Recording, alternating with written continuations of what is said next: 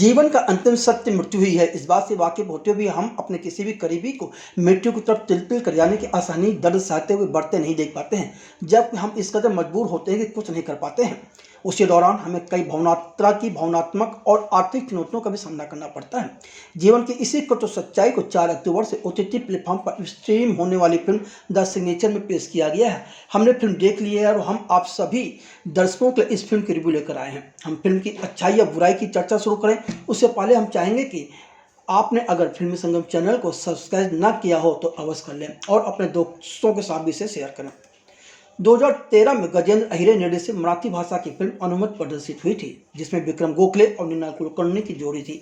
इस फिल्म को New York Indian film festival में सर्वश्रेष्ठ फीचर फिल्म का पुरस्कार तथा इसी फिल्म के लिए अभिनेता विक्रम गोखले को सर्वश्रेष्ठ अभिनेता का राष्ट्रीय पुरस्कार मिला था। अब पूरे 11 वर्ष बाद गजेंद्र अहिरे अपनी 2013 की अति लोकप्रिय मराठी फिल्म अनुमति का हिंदी रीमेक द सिग्नेचर के नाम से लेकर आए हैं, जिसमें अनुपम खेर और निनाल कुलकर्णी की जोड़ी है।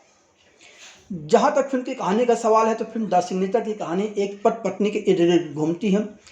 अरविंद, जिसे अनुपम खेर ने निभाया है, और मधु, जिस किरदार में निनाल कुलकर्णी हैं, एक बुजुर्ग दंपति हैं जिन्होंने 35 सालों तक घर और बच्चों की जिम्मेदारी उठाई और अब वह अपने सपनों को जीने के लिए यूरोप की सैर के लिए निकलते हैं। बड़ी खुशी खुशी एयरपोर्ट पहुंचते हैं। उनके बेटे, बहू, बेटी, दामाद, पोता सभी उन्हें एयरपोर्ट पर विदाई देने आते हैं, लेकिन अचानक एयरपोर्ट के बाहर चेकिंग के दौरान ही उनके साथ ऐसी अनहोनी होती है जिससे उनके जीवन में सब कुछ बिखर जाता है। होता यह है कि अचानक एयरपोर्ट पर मधु बेहोश हो जाती है। पता चलता है कि उनका ब्रेन हेमरेज हुआ है। अब माधुरी उर्फ मधु अस्पताल में भर्ती हैं, कोमा में जा चुकी हैं। मधु को वेंटिलेटर पर रखा गया है। एक तरफ जैसे जैसे मधु की हालत बिगड़ती जाती है, वैसे वैसे मधु को जीवित रखने के प्रयासों में लगे अरविंद को कई वित्तीय और भावनात्मक चुनौतियों का सामना करना पड़ता है। अरविंद का बेटा आनंद उर्फ नंदा, जिसे केविन गांधी ने निभाया है, उनका साथ छोड़ देता है। वह अपनी मां के इलाज के लिए पैसे देने की हालत में नहीं है। बहू नलिनी स्नेहा पॉल की भी अपनी अलग दलील है। जिंदगी के ऐसे मोड़ पर रिश्तों की सच्चाई अरविंद के सामने आने लगती है। कॉलेज का दोस्त प्रभु, जिसे अनु कपूर ने निभाया है, भी अरविंद के साथ खड़े नजर आते हैं। बेबस अरविंद एक दिन भटकते हुए अपनी कॉलेज के दिनों की दोस्त अंबिका के घर पहुंच जाता है, लेकिन अरविंद अंबिका, जिस किरदार को महिमा चौधरी ने निभाया, के सामने अपनी आर्थिक परेशानी को साझा नहीं करते हैं। लेकिन अंबिका अरविंद के बैग में अस्पताल की फाइल देकर सच जान जाती है और वह एक निर्णय लेती है। फिर कई घटनाक्रम तेजी से बदलते हैं। अब अरविंद को उनके मकसद में सफलता मिलती है या नहीं, इसके लिए तो फिल्म देखनी पड़ेगी। बतौर अभिनेता 535 फिल्मों में अभिनय कर चुके अनुपम खेर ने इस मार्मिक और सोचने में मजबूर करने के अलावा संदेशपरक फिल्म का निर्माण मशहूर फिल्म निर्माता केसी बुकारिया के साथ किया है। केसी बुकारिया अब तक मेरी मेहरबानियाँ, तेरी मेहरबानियाँ, प्यार झुकता नहीं, नसीब अपना अपना, हम तुम्हारे हैं सनम व खुदा कसम सहित 50 फिल्मों का निर्माण कर चुके हैं। 1 घंटा 50 मिनट की अवधि वाली फिल्म द सिग्नेचर के लेखक और निर्देशक गजेंद्र अहिरे को संवेदनशील निर्देशक माना जाता है। 55 वर्षीय गजेंद्र अहिरे ने 23 वर्ष की उम्र में नाटकों के निर्देशन से अपने करियर की शुरुआत की थी। फिर 2002 में उन्होंने पहली मराठी भाषा की फिल्म कृष्णा कस्ता चिमीरा का निर्देशन किया था, जिसे सर्वश्रेष्ठ अभिनेत्री, सर्वश्रेष्ठ गायक पुरुष और सर्वश्रेष्ठ गायिका महिला के लिए यानी कि कुल 3 महाराष्ट्र राज्य फिल्म पुरस्कार मिले थे। जबकि 2003 में प्रदर्शित film not only Mrs Raut ने सिल्वर लोटस अवार्ड और महाराष्ट्र राज्य फिल्म अवार्ड सहित कई पुरस्कार जीते थे। 2003 से अब तक 21 वर्ष के अंतराल में गजेंद्र अहिरे 54 मराठी और 4 हिंदी भाषी फिल्मों का निर्देशन कर चुके हैं। उनकी 2 हिंदी भाषी फिल्में तैयार हैं, जो कि बहुत जल्द आने वाली हैं।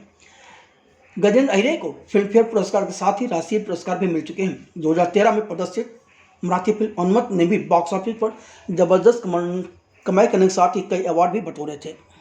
आइए अब देखें कि द सिग्नेचर की क्या खूबियाँ हैं और क्या नहीं हैं। दुर्भाग्य से हमने 2013 में प्रदर्शित मूल मराठी फिल्म अनुमति देखी नहीं है, इसलिए हम उस फिल्म से अनुपम खेर और निनाल कुलकर्णी की फिल्म द सिग्नेचर की तुलना तो नहीं कर सकते। यूँ तो फिल्म की कहानी में नयापन नहीं है। दर्शक फिल्म के घटनाक्रमों से निजी जीवन में आए दिन 2-4 होते ही रहते हैं, तो वहीं इस तरह की कहानी व रिश्तों के इसी मकर जाल को बागवान से लेकर कई फिल्मों में उकेरा जा चुका है। लेकिन मानवीय संवेदनाओं को सेलुलॉइड के पर्दे पर उकेरने में महारत रखने वाले लेखक और निर्देशक गजेंद्र अहिरे ने इस कहानी को जिस तरह से पेश किया है वह दर्शकों को न सिर्फ बांध कर रखती है बल्कि उन्हें रुलाती भी है और सोचने पर मजबूर करती है। फिल्म द सिग्नेचर प्यार, उम्मीद, अस्तित्व, रिश्तों की इंसान के दिलों को झकझोर कर रख देने वाली फिल्म होने के साथ साथ कुछ दृश्यों में जरूर मेलोड्रामेटिक हो गई है। फिल्मकार ने पूरी संवेदनशीलता के साथ अस्पतालों की असलियत पर रोशनी डालने से लेकर डॉक्टरों को कटघरे में खड़ा करते हुए उन्होंने महज प्रोडक्ट कहने में कोई दुरेज नहीं रखा। शायद फिल्म की लंबाई पर अंकुश रखने के चक्कर में पटकथा कहीं कहीं लड़खड़ा गई है। कहानी के बीच में अचानक अरविंद का बेटा नंदा कहीं गायब हो जाता है। इस पर फिल्म खामोश आती है। अरविंद की बहू नलिनी, बेटी अंजलि, अंजलि के पति के किरदार को भी ठीक से नहीं लिखा गया है। रणवीर शोरी की भावनात्मक यात्रा को फिल्मकार कहानी का हिस्सा सही ढंग से नहीं बना पाए, जबकि रणवीर शोरी का किरदार अस्पतालों के हालात और मल्टी स्पेशलिस्टी के नाम पर निजी अस्पताल किस तरह मरीजों को लूट रहे हैं, इस पर अति गंभीर सवाल भी उठाता है। इस दृश्य के साथ दर्शक रिलेट भी बहुत ज़्यादा करते हैं, मगर यह पूरा दृश्य कहीं ना कहीं ठूसा हुआ लगता है। यदि थोड़ी सी ध्यान इस बात की ओर दिया जाता है तो शायद यह फिल्म एक क्लासिक फिल्म बन जाती है। फिल्मकार ने अपना सारा ध्यान प्यार, आशा, उम्मीद और रिश्तों में आ रहे बदलाव तक ही सीमित रखा है। फिल्म बुढ़ापे में माता पिता संग बच्चों के तनाव, लगाव, रिश्ते से लेकर भावनात्मक स्तर पर टूटते बुजुर्गों द्वारा सामना किए जाने वाले संघर्ष और उनके प्रति समाज की धारणा का भी सटीक चित्रण किया है। फिल्मकार ने अच्छे आत्मीय संबंधों के साथ ही दोस्ती को भी सकारात्मक रूप से पेश किया है। फिल्म अनमत में अभिनेता विक्रम गोखले द्वारा निभाए गए मुख्य पात्र नाटकर द्वारा प्रस्तुत स्थित कविताएं शामिल हैं, तो उसी तरह सिग्नेचर में भी फिल्म के मुख्य पात्र अरविंद के किरदार में अनुपम खेर के हालात बयां करने वाली कविताएं हैं। संगीतकार रोहित शर्मा ने इन कविताओं में अपने संगीत से जान डाल दी है। जी हाँ, इस फिल्म का अति सशक्त पक्ष इसका संगीत ही है। संगीतकार रोहित शर्मा ने इस फिल्म अपने संगीत से सांसें फूंकी हैं। यह उनके संगीत की ताकत है कि हर देश पर दर्द ऐसा उभरता है कि इस इंसान की आंखों से आंसू बरबस बाहर आ जाते हैं। जहाँ तक अभिनय का सवाल है तो खुद से, परिवार से, करीबी रिश्तों से, समाज से हताश व बेबस अरविंद पाठक के किरदार में अनुपम खेर ने एक बार फिर सशक्त अभिनेता होने का परिचय दिया है। यूँ तो बेबस व इमोशनल किरदार निभाने में अनुपम खेर को महारत हासिल है, फिर भी आप उनके अभिनय से इससे पहले सारांश और दैदी जैसी कई फिल्मों में परिचित हो चुके हैं। अनुपम खेर अकेले ही अपने कंधे पर इस पूरी फिल्म को लेकर चलते हैं। माधवी पाठक उर्फ मधु के किरदार को नीना कुलकर्णी ने जीवन कर दिया है।